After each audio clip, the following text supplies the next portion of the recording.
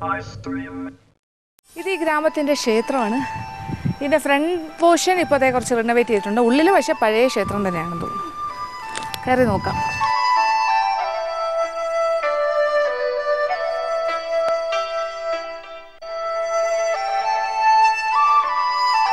ഇപ്പോഴത്തെ പഴയ ക്ഷേത്രമൊക്കെ ഇവിടെ ഉണ്ട്. റിനോവേഷൻ വർക്ക് ഇവിടെ നടന്നുകൊണ്ടിരിക്കുകയാണ്. കിനോർ വാലിയിലെ ആൾക്കാരെല്ലാം തന്നെ ഇവിടെ ബുദ്ധിസവും ഹിന്ദുയിസവും കൂടെ മിക്സ്ഡ് ആയിട്ടാണ് ഇവിടെ വർഷിപ്പ് ചെയ്യുന്നത്. ബുദ്ധിസ്റ്റ് ഗോഡുകളും ഹിന്ദു ഗോഡ്സും എല്ലാം സൈഡ് ബൈ സൈഡ് ഇരിക്കുന്ന കാഴ്ചകൾ നമുക്ക് കാണാൻ സാധിക്കും. അപ്പോൾ ഇതൊരു മിക്സ്ഡ് ആയിട്ടുള്ളൊരു റിലിജനാണ്, ഹിന്ദുയിസം ആൻഡ് ബുദ്ധിസം. വലിയ റിനോവേഷൻ വർക്ക് നടന്നുകൊണ്ടിരിക്കുകയാണ്. കാണുന്നുണ്ടല്ലോ അല്ലേ, പുതിയ തടികൾ, പുതിയ സ്ലേറ്റ് റൂഫിനുള്ള സ്ലേറ്റൊക്കെ ഇവിടെ കൊണ്ടിങ്ങനെ അടുക്കിയിട്ടുണ്ട്, കല്ലുകൾ.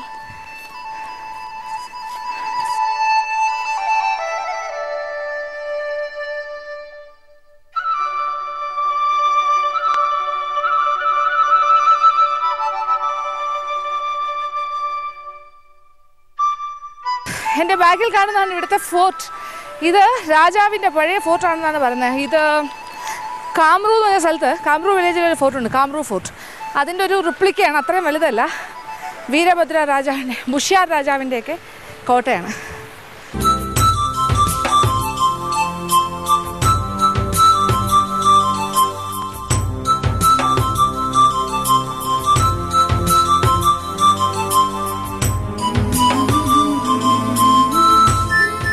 ഇവിടെ ഒരു കമ്മ്യൂണിറ്റി കുക്കിംഗ് ആണ് ഇവിടെ ശരിക്കും നടന്നു കഴിഞ്ഞത്. ഇവിടെ കുക്കിംഗ് എന്ന് പറയുമ്പോൾ ഇവരുടെ തന്നെ ഇവിടെ തന്നെ ലോക്കൽ പ്രോഡക്റ്റാണ് ഇവരുടെ ഗ്രീൻ പീസും പനീറും എല്ലാം കൂടി ചേർത്ത് ഒരു കറി ഉണ്ടാക്കിക്കൊണ്ടിരിക്കുകയാണ്.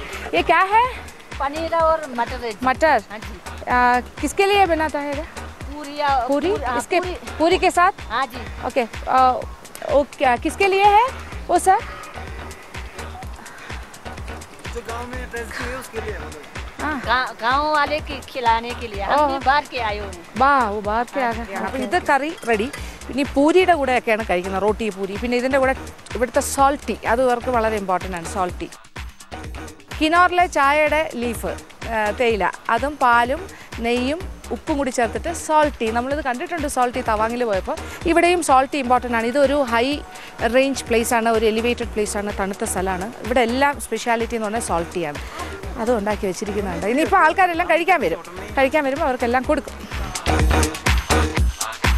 ഇത് സ്വീറ്റ് ടീ എന്നാണ് പറയുന്നത്. അപ്പോൾ ഇവിടുത്തെ നമ്മൾ സാധാരണ ചായ എന്ന് പറഞ്ഞാൽ ചായ, അതിൽ മധുരം ഉണ്ടാവും, അല്ലെങ്കിൽ മധുരം ഇല്ലാണ്ട് കഴിയും. ഇവർക്ക് മധുരമുള്ള ചായ, സാധാരണ ചായക്ക് സ്വീറ്റ് ടീ എന്നാണ് പറയുന്നത്, മറ്റേത് സോൾട്ട് ടീ. അപ്പോൾ ചായ, സ്വീറ്റ് ടീ ഇവിടെ റെഡിയാണ്. പക്ഷേ നമ്മൾ അബദ്ധത്തിൽ പോലും ഞാൻ അവരുടെ പാത്രത്തിൽ തൊടരുത്, തൊട്ട് കഴിഞ്ഞാൽ പ്രശ്നമാണ്. കാര്യം അവർക്ക് അങ്ങനെ ചില ആചാരങ്ങളൊക്കെ ഉണ്ട്. അപ്പുറത്തുനിന്ന് വരുന്നവരൊന്നും അവരുടെ പാത്രങ്ങളിലൊന്നും തൊടാൻ പാടില്ല.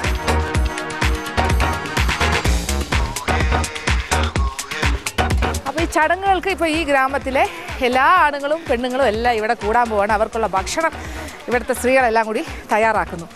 ഇവിടെ റോട്ടി, ചപ്പാത്തി ഇതിനു വേണ്ടി കുഴയ്ക്കുന്നു. ആട്ടാ ഹേ, ആട്ടാ ചപ്പാത്തി വേണം. ഇവിടെ കിനോറീസിൻ്റെ ഒരു പ്രത്യേക കൾച്ചറാണ്. അവർ ഔട്ട്സൈഡേഴ്സിനെ മിങ്കിൾ ചെയ്യാൻ സമ്മതിക്കില്ല. കാര്യം ഇവർ തനി ആര്യൻസ് എന്നാണ് പറയുന്നത്. അവർക്ക് ഈ ഔട്ട്സൈഡ് ആൾക്കാർ വരുന്നത് ഒരു പൊല്യൂഷൻ പോലെയാണ് അവർ കരുതുന്നത്. അപ്പോൾ ഇപ്പം തന്നെ എന്നെ അകത്തേക്കൊന്നും എൻട്രി ഒന്നും തന്നിട്ടില്ല. ഞാൻ ഈ പരിസരത്തൊക്കെ കിടന്ന് കറങ്ങുകയാണ്. പറഞ്ഞു മനസ്സിലായല്ലോ.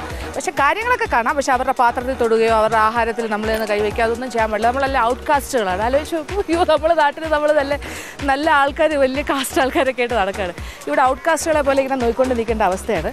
പിന്നെ കിനോറീസിൻ്റെ കാര്യം പറയുകയാണെങ്കിൽ ഇവിടെ പോളിയാൻഡ്രി പ്രാക്ടീസ് ഉള്ള സ്ഥലമാണ്. അത് വളരെ അപൂർവം കാണുന്നൊരു കാഴ്ചയാണ്.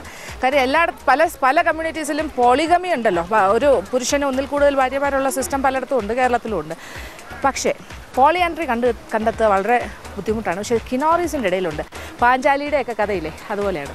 ഇപ്പോഴത്തെ ജനറേഷൻ്റെ കാര്യം എനിക്കറിയില്ല. ഇവിടെ സ്ത്രീകളെല്ലാം കൂടെ ഒരു സൈഡിൽ കുക്ക് ചെയ്യുന്നു, പുരുഷന്മാരെല്ലാം കൂടെ വേറെ ഏതാണ്ട് കുക്കിംഗ് അപ്പുറത്തെ സൈഡിൽ നടത്തുന്നു. ഞാൻ പതുക്കെ ഒന്ന് നടന്ന് നോക്കി, പക്ഷേ ആ പുരുഷന്മാർ കുക്ക് ചെയ്യുന്നതിൻ്റെ സൈഡിലേക്കൊന്നും അവരെന്നെ കയറ്റുന്നില്ല. മാറി നിൽക്കണം ഒരു അവസ്ഥയാണ്. പേടിച്ചാണ് ഇപ്പോൾ ഇച്ചിരി മാറി നിൽക്കുകയാണ് ഞാൻ.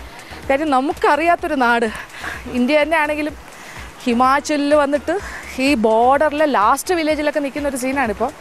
മനസ്സിലായല്ലോ എൻ്റെ അവസ്ഥ.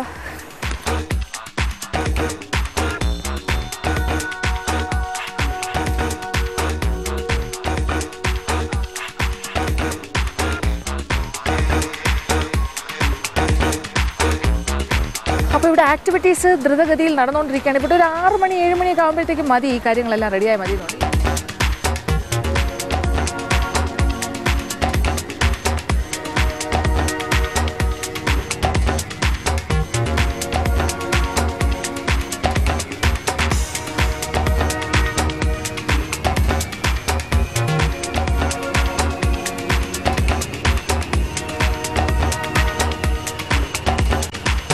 അപ്പോൾ നിങ്ങൾ കാണുന്നുണ്ടല്ലോ അവിടെ ഇങ്ങനെ മട്ടൺ കറി അവിടെ റെഡി ആയിക്കൊണ്ടിരിക്കുകയാണ്. മസാല ആയതെല്ലാം അതിൽ നിന്നും കുറച്ച് മാറ്റി മട്ടൺ അവിടെ കഴുകി വെച്ചിരിക്കുന്നു. അപ്പോൾ നിങ്ങളെല്ലാം ഇങ്ങനെ വെയിറ്റ് ചെയ്തിരിക്കുകയാണല്ലേ. അപ്പോൾ ഞാനിങ്ങനെ ഡീറ്റെയിൽ ആയിട്ട് എന്തൊക്കെ ചേർത്തു ഏതൊക്കെയാണ് അടുത്ത ഐറ്റം പറഞ്ഞു തരുമെന്നല്ലേ വിചാരിക്കുന്നത്. ഒരു രക്ഷയില്ല. ഞാൻ തന്നെ ഇപ്പോൾ അന്തം വിട്ടിരിക്കുകയാണ്. അവരുടെ അങ്ങോട്ടേക്ക് അടുപ്പിക്കുന്നില്ല. ദൂരെ നിന്ന് കാണാനുള്ള ഭാഗ്യമേ ഉള്ളൂ. അതുകൊണ്ട് കാണാം എന്നുള്ളൊരു മോഹമൊന്നും വേണ്ട. ഇങ്ങനെയാണ് ഇത് കുക്ക് ചെയ്യുന്നതെന്ന് നമുക്കറിയില്ല.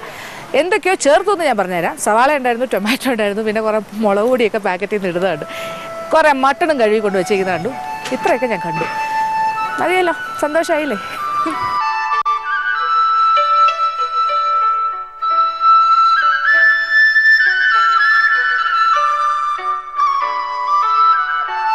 മട്ടൺ കഴുകിയത് അതിനകത്തേക്ക് ഇട്ടു. അപ്പോൾ അത്രയായി. അപ്പോൾ മനസ്സിലായല്ലോ, കുറച്ച് കാര്യങ്ങൾ മനസ്സിലായി. ബാക്കിയെല്ലാം നമ്മൾ ഇമാജിനറി ആയിട്ടൊക്കെ വിചാരിച്ചാൽ മതി എങ്ങനെയായിരിക്കാം മട്ടൺ കറിയായി മാറുന്നതെന്ന്.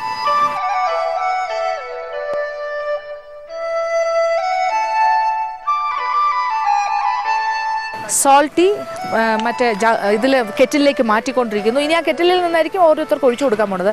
ഇനി ഇവിടെ കുറേ ആളുകൾ വന്നിട്ടുണ്ട്. ഇനി ബാക്കി ആൾക്കാരൊക്കെ വരാനിരിക്കുന്നേ ഉള്ളൂ.